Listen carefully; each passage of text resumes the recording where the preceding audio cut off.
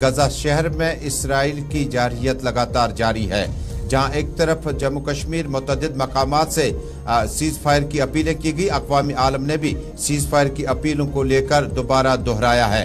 America की ताज़ा तरीन सूरत हाल और बाकी ममालिक के बयानात और इधर ऑपरेशन अजय किया बाज़ाब्ता तौर पर आगाज किया गया और इसराइल में इस वक्त मौजूद 18,000 के करीब भारतीय शहरी जो है वो आज वतन वापसी कर रहे हैं। तफसीलात के मुताबिक इसराइल में गुज़श्ता शाम भी गोली बारूद का तबादला लगातार जारी रहा, जहां इसराइल में लगातार फलस्तीनी और गजा पट्टी के आसपास में भारी तोपों का इस्तेमाल किया जाता है, रॉकेट लॉन्चर्स का इस्तेमाल किया जाता है। वहीं दूसरी तरफ गजा इसराइल की बमबारी इस वक्त जारी है। इत्तलात के मुताबिक नतीजे में फलस्तीनियों की तादाद 1448 होगी जो शहीद हो चुके हैं। एक रिपोर्ट के मुताबिक गजा पर इस्राइली बमबारी जारी है, जिसके नतीजे में शहीद फलस्तीनियों की तादाद 1448 होगी, जबकि जख्मी फलस्तीनियों की कुल तादाद 6800 से तजावुज कर गई। हमास के हमलों में हिलाक इसराइलियों की तादाद 1300 हो गई, जबकि 3200 से जायद जख्मी हो चुके हैं। इसराइली तैयारों से गिराकर फलस्तीनियों को घरों से जाने की धमकियां दी जा रही हैं। इसराइली फिजाई हमले में मजीद 4 पैरामेडिकल एहलकार शहीद हो गए हैं। वाज़ेह रहे कि इसराइली फौज की जानिब से इंसानी इमदादी इदारों की गाड़ियों और एम्बुलेंसेस को भी निशाना बनाया जा रहा है, जिसके नतीजे में रिलीफ वर्कर्स और पैरामेडिकल्स के अब तक 17 रजाकार शहीद हो चुके हैं। दूसरी जानिब इसराइल ने गजा की नाकाबंदी करके बिजली, पानी, खुराक, ईंधन की फराहमी बंद कर दी। हिलाल अहमद के तर्जुमान का कहना है कि गजा में बिजली की कमी के बाइस अस्पतालों में बिजली की फराहमी मुअत्तल है। गजा की पट्टी के वाहिद बिजली घर ने ईंधन की किल्लत की वजह से गुज़श्ता रोज काम करना बंद कर दिया था।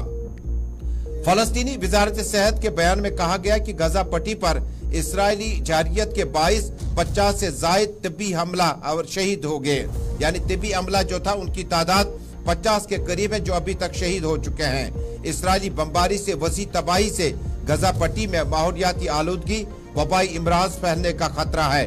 हमास के तर्जुमान के मुताबिक इसराइल ने पूरे गजा में रिहायशी इमारतों को निशाना बनाया। गजा के शहरियों को इसराइल की तरफ से हमले से कबल कोई वार्निंग नहीं दी गई। इसके अलावा अक़वामी मुत्तहिदा का कहना है कि गजा में इसराइली हमलों में अक़वामी मुत्तहिदा इमदादी एजेंसी के 12 कारकुन हिलाक हो चुके हैं। अमले और शहरियों की हिफाजत को यकीनी बनाया जाए। अक़वामी मुत्तहिदा का कहना है कि गजा की पट्टी में 3,38,000 से ज्यादा लोग अपने घर बार छोड़ने पर मजबूर हुए। दूसरी तरफ अमेरिकी सदर जो है उन्होंने भी अपना बयान जारी किया है और इससे मुतल्लिक मुख्तलिफ अक़वाम की जो राय है वो मुख्तलिफ हो सकती है। मिडल ईस्ट यानी मशरिकी वुस्ता में आसपास के ममालिक की ओपिनियन, उनकी आरा अलग है, जबकि मगरबी ममालिक की, यूरोपियन ममालिक की, नेटो ममालिक की, कंट्रीज की अलग अलग ओपिनियन मानी जाती है। इधर ऑपरेशन अजय के दौरान आज से वतन वापसी का सिलसिला वजीर आज़म नरेंद्र मोदी की काविशों की बदौलत अब से कुछ देर बाद जो है परवाजों का आने का सिलसिला शुरू हो जाएगा। वाज़ेह है कि इसराइल में भारत के 18,000 के करीब शहरी ऐसे हैं जो मुख्तलिफ कामों के सिलसिले में इसराइल में मौजूद थे, लेकिन गुज़श्ता 6 दिनों के दौरान जब से जंगी सूरत हाल पैदा हुई है तब से लेकर वजीर आज़म, वजारत खारजा भारत के लगातार राब्ते में है, जिसके बाद उनकी वतन वापसी का सिलसिला अब से कुछ देर बाद शुरू हो जाएगा।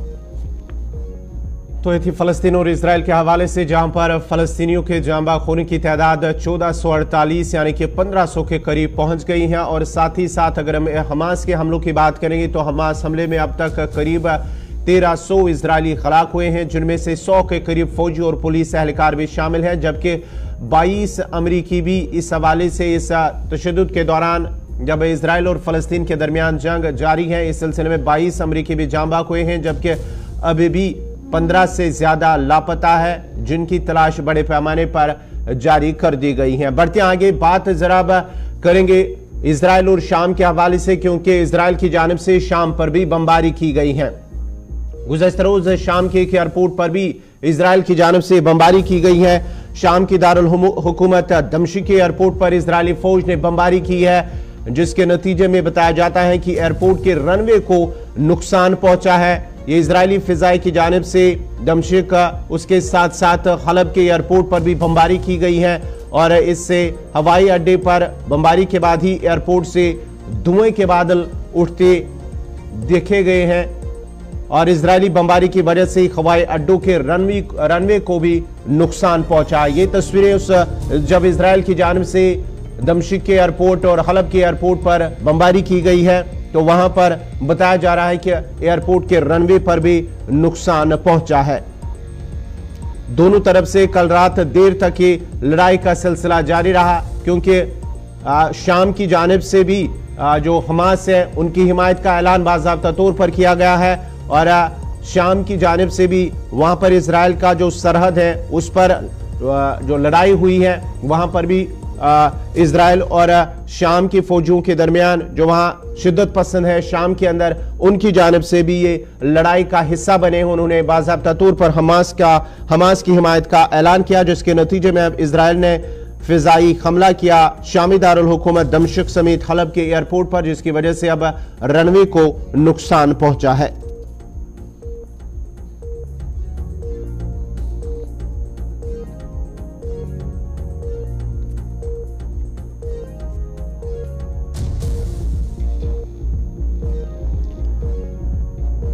इसराइल की ताजा तरीन सूरत हाल के बीचों बीच में अमेरिकी सदर का भी बयान सामने आ चुका है।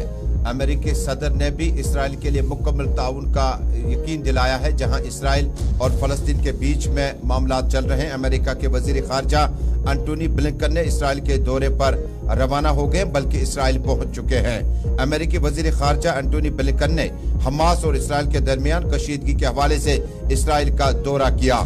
अमेरिका की जानिब से फलस्तीनी मज़ाहमत तंजीम हमास की जानिब से हमलों के खिलाफ इसराइल की हिमायत और दीगर जरूरियात को पूरा करने का भी ऐलान किया।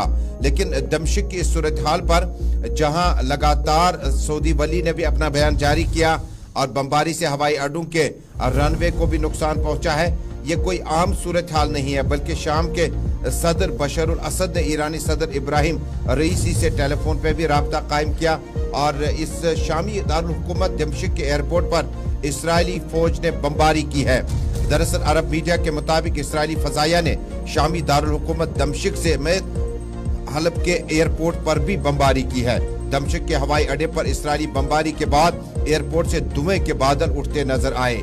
दूसरी जानिब शामी सदर बशर अल असद ने ईरानी सदर इब्राहिम रईसी को फोन करके फलस्तीन की सूरत हाल पर तबादला ख्याल किया। शामी खबर एजेंसी के मुताबिक दोनों ममालिक के सदूर ने फलस्तीनी अवाम की हिमायत का ऐलान किया। दोनों सदूर का कहना है कि फलस्तीनियों को हक दिफा भी है और मज़ाहमत भी जायज है। शहरी आबादी को निशाना बनाकर इसराइल जंगी जराइम में मुलविस हुआ। ये थी इसराइल और शाम के हवाले से जहां पर इसराइल की जानिब से फिजाई बमबारी से एयरपोर्ट को नुकसान पहुंचा है और दमिश्क और हलब एयरपोर्ट पर भी वहां पर रनवे को नुकसान पहुंचा है। बढ़ते आगे बात जरा हम अब करेंगे अमरीकी वज़ीर ख़ारिजा एंटोनी ब्लिंकन के दौरे इसराइल के हवाले से जहां कल वो मौजूद थे, जहां पर उन्होंने इसराइल के वज़ीर-ए-आज़म बेंजामिन नेतन्याहू के साथ भी मुलाकात की है और उन लोगों से भी मुलाकात की है जो वहां पर मुतासरीन जो वहां पर फलस्तीन के अंदर फंसे हुए थे, गजा के अंदर फंसे हुए थे, जिसके बाद ही वहां से वो लोग निकले, उनके साथ भी मुलाकात की है। और जब वहां पर वो इसराइल के अंदर पहुंचे तो उन्होंने बाज़ाब्ता तौर पर यह ऐलान कर दिया है कि इसराइल को अमेरिका की भरपूर हिमायत हासिल है और जो भी उन्हें जरूरत चाहे हथियार और दीगर जितने भी सपोर्ट इसराइल को चाहिए, अमेरिका भरपूर ताउन देने के लिए तैयार है। ये अमेरिकी वज़ीर ख़ारिजा एंटोनी ब्लिंकन की जानिब से कहा गया है। कल वो जब इसराइल के दौरे पर पहुंचे और ये दौरा उस वक्त अमेरिकी वज़ीर ख़ारिजा का यह दौरा उस वक्त हुआ जब इसराइल और हमास के दरमियान जंग जारी है। उस सिलसिले में ब्लिंकन इसराइल का दौरा उस वक्त कर रहे हैं जब हमास की जानिब से इजरायली शहरियों उसके साथ साथ दीगर कई इलाकों पर हमले किए गए थे और जिसके नतीजे में करीब 1300 इजरायली अभी तक हलाक हो चुके हैं। इस हवाले से कल जब उन्होंने बेंजामिन नेतन्याहू इजराइल के वज़ीर-ए-आज़म से भी मुलाकात की और उसके बाद ही मीडिया के सामने आए, उन्होंने इस बात का बाज़ाब्ता तौर पर ऐलान किया है कि अमेरिका की जानिब से इजराइल को भरपूर ताउन हासिल है, हथियार और दीगर जितना भी सपोर्ट इजराइल को चाहिए अमेरिका देने के लिए तैयार है।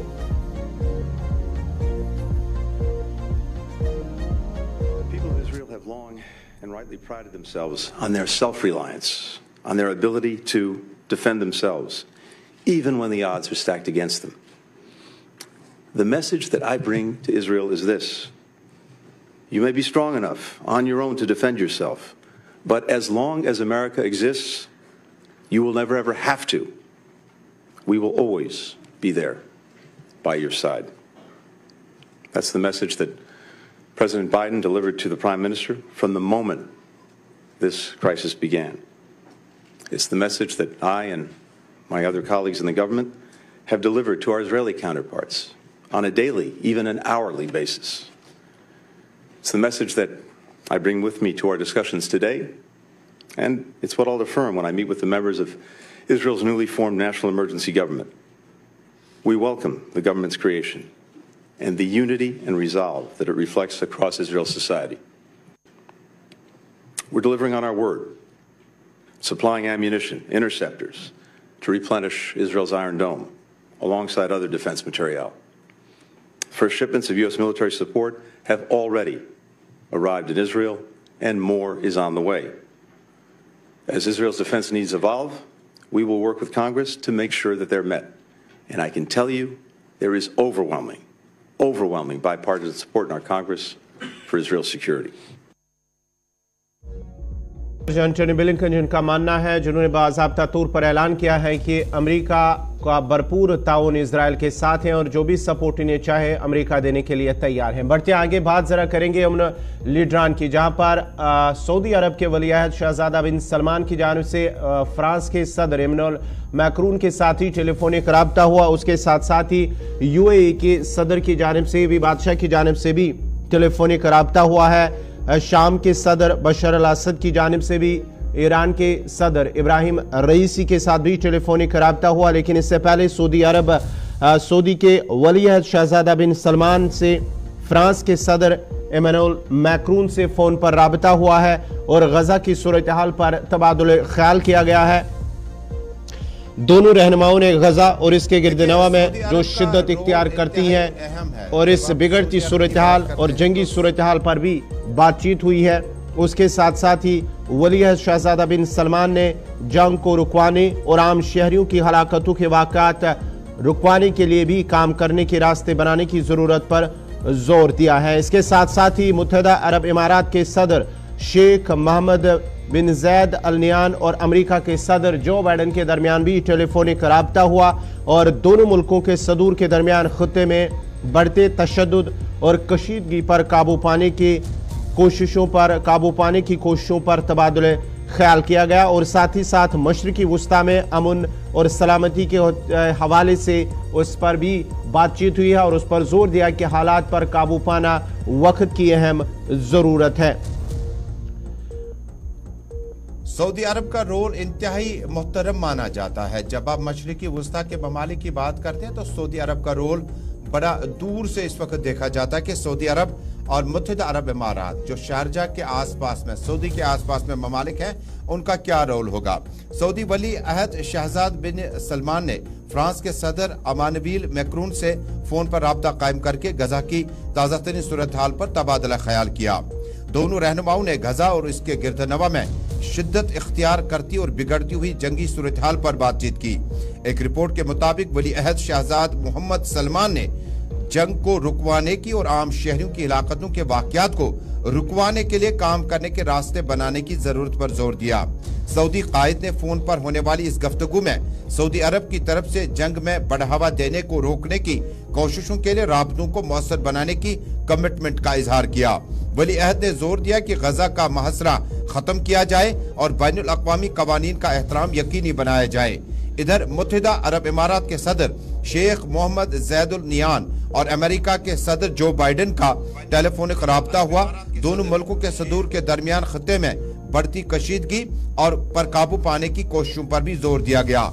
इधर शाम के सदर बशर अल असद ने ईरानी सदर इब्राहिम रईसी से टेलीफोन पर राब्ता कायम करके फलस्तीन की ताज़ा तरीन सूरत हाल पर राब्ता कायम किया। ये एक बड़ी डेवलपमेंट हुई जब आप जम्मू कश्मीर में, मुल्क भर में, दुनिया भर में देख रहे हैं कि किस तरह की सूरत हाल दरपेश है गजा पट्टी और आसपास के इलाके में। हालांकि पूरे इस मामले को लेकर जब आप सूरत हाल को देखते हैं तो फलस्तीनी अवाम जो है मस्जिद अक्सा और आसपास के इलाकों में काफी टाइम से गजा और उसके आसपास में काफी टाइम से एहतजाज हुए। कई बार हमने कमसिन बच्चों की गोलियों से, बमबारी से छलनी लाशें खून में लथपथ पाई। कई बार हमने सूरत हाल को बैनुल अक़वामी सतह तक लाने के लिए अक़वामी आलम का भी रोल देखा। लेकिन मौजूदा वक्त में जम्मू कश्मीर के लीडरान ने भी अक़वामी मुत्तहिदा के राब्ता कार जो लीडरान है उन्हें फौरी तौर पर मुदाखलत की अपील की है। तो ये थी लीडरान के हवाले से बात, जिन्होंने टेलीफोनिक राब्ता के एक दूसरे के साथी और साथ ही साथ गजा के अंदर जो सूरत हाल है उस पर तबादुल